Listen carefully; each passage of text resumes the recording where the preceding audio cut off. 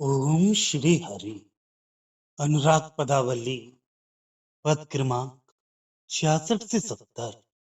सूरदास जी कहते हैं कि एक गोपी कह रही है, सखी व्रज में निवास करके मैं किस किस की व्यंग सहन करूं। श्याम सुंदर, तुम्हें छोड़कर मैं और किसी को नहीं जानती, एवं संकोच के कारण तुमसे कुछ कहती नहीं। कुल की मर्यादा लेकर मैं क्या करूंगी, उसे रखते हुए फिर तुमको कहां पाऊंगी।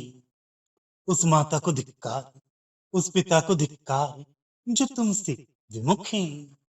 उनको जहां अच्छा लगे उधर प्रवृत्त हो। कोई कुछ करे और कोई कुछ कहे, मैं उससे न हर्षित होती हूं न दुखित। श्याम सुंदर, तुम्हें देखे बिना मेरे शरीर, मन एवं प्राण जलने लगते हैं। श्री राधा कहती है, श्याम सुंदर, व्रज में रहते हुए मैंने अपनी स्वयं अहमता को भुला दिया है।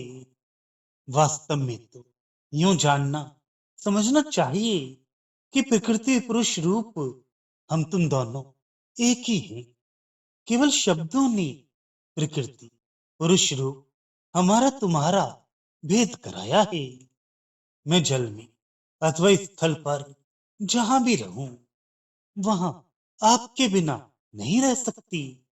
यही वेद और उपनिषदों ने गाया है, क्योंकि हम तुम दोनों दो देह और एक प्राण हैं, जो एक दूसरे को सुख देने के लिए प्रकट हुए हैं। उस समय स्त्री रूपिणी श्री राधा के मन में वह ज्ञान हो गया कि सब एकमात्र ब्रह्म ही है, उनसे भिन्न दूसरा कोई नहीं है। तब श्याम सुंदर ने ये सब सुनकर प्रिया के मुख को निरखते हुए तनिक सा हंसकर उसके आनंद के समूह को और बढ़ा दिया। तब तू चतुरा श्री राधा मन में प्रसन्न हो गई। श्याम सुंदर का अपने ऊपर सनातन शाश्वत प्रेम समझकर वे अत्यंत आनंद में लीन हो गई और सोचने लगी कि मैं प्रकृति हूं, वे पुरुष हैं। मैं स्त्री हूं, वे मेरे नित्य पति हैं। ये बात मैं क्यों कर भूल गई थी।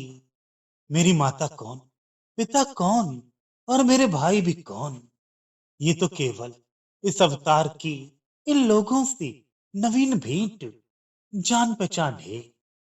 श्याम सुंदर से मिलन तो युग युग और जन्म जन्म की लीला है। सूरदास जी कहते हैं, इस प्रकार प्रियतमा श्री राधा ने जान लिया कि यह मेरे स्वामी की महिमा है, इसलिए कुछ कहने में वे विवश हो गई। श्री राधा बोली, श्याम सुंदर, मेरी एक प्रार्थना सुनो।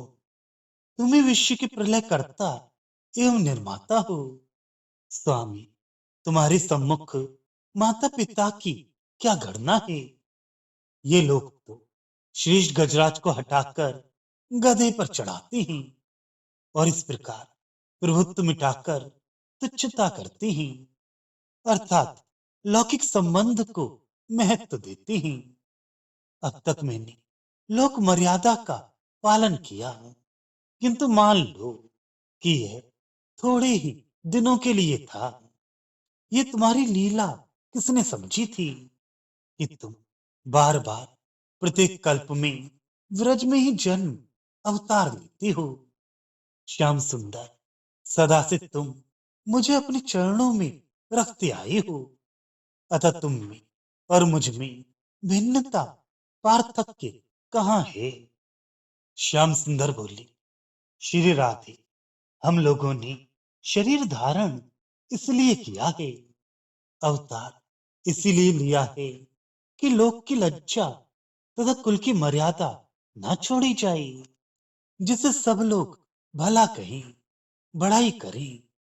जो माता पिता का भय मांगता है, उसे कुटुंब के सब लोग सज्जन मानते हैं। पिता माता मुझे भी प्रिय लगते हैं, शरीर धारण करने पर माया सांसारिक बंधन के वश होना ही पड़ता है।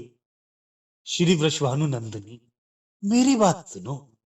पुरातन, मेरे प्रति अपने नित्य प्रेम को छिपाए रहो।